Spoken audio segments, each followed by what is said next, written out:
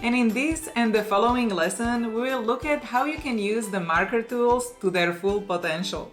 Marker is basically a drawing tool, so you can use it with your finger, or if you have an iPad, an Apple Pencil, you can circle something to write words, draw arrows, or anything else you would like. So here are some of my favorite ways to use the marker tool. First off, I really like to share color palettes from the nature. I usually take a picture somewhere, and then I use the color picker to select colors from the image.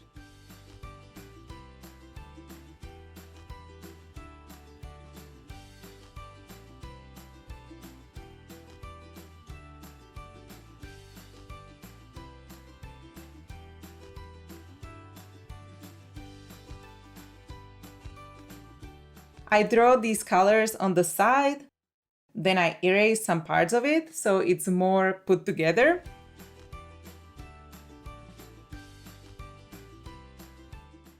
And then I use another color from the image to draw a blob where I can write text on top of it. And as a nice thing, I draw an arrow, usually to point back to this color palette. And here you go! Super nice color palette from the succulent garden or the botanical garden. And as a last small touch, I usually use the hashtag which is related to this post. Maybe you can use color palette hashtag. Here I would just go for outside of life hashtag. And by now, I think you noticed that you can also resize the brush tip on the left side on the screen, which is quite helpful when sometimes you want to draw something with very thin and narrow brush tip, and the other times with big chunky brush when you want to fill more of the screen. So you can experiment with this as well. And now let's move on to another idea. And it is a rainbow effect. So who doesn't like rainbows? So here I would take an example of a leaf.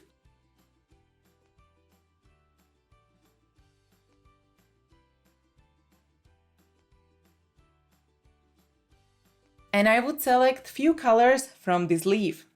It's an autumn leaf, so we have these nice warm colors. And I would start with the darkest color I can find on the leaf. And I would start drawing an outline a little bit further away from the leaf. Then I would select a lighter color and I would continue like this, drawing outlines going from the leaf to the outer edges of the image. And this will give us super nice cool effect, which almost feel like the leaf is radiating. And from a simple picture of a leaf, we have this nice, fun, colorful post. As a last detail, you can also write the text, and here I can write autumn colors, and I will use the background for this text with something similar to the colors of the leaf. So we have this whole image kind of coherent with the color palettes. And here is another idea how you can enhance your stories by drawing something on top of the images and videos to make them more fun.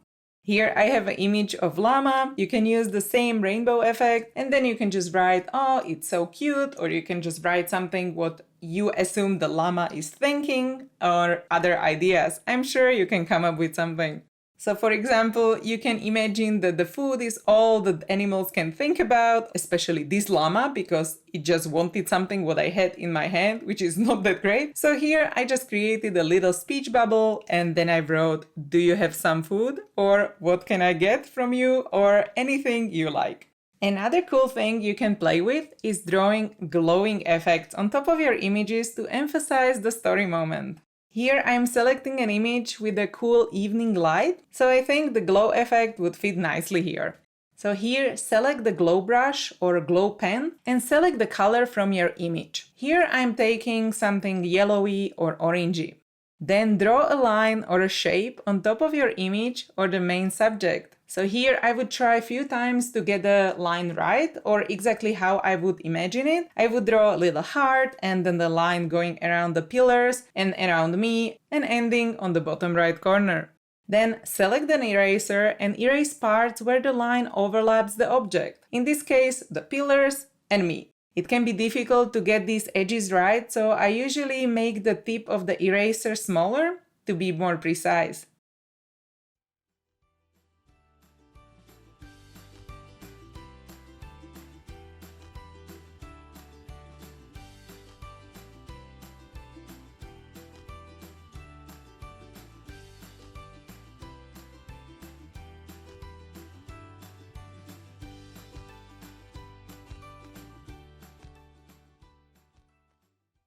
And I don't think this erasing takes so much time, so when you are done with cleaning up the line, you will end up with this awesome looking story, which didn't even take me a minute to do.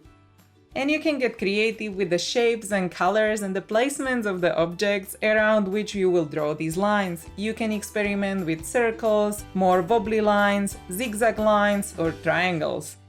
And now let's move on to the next lesson, where we will continue talking about some more awesome things you can do with the marker tools. So see you there!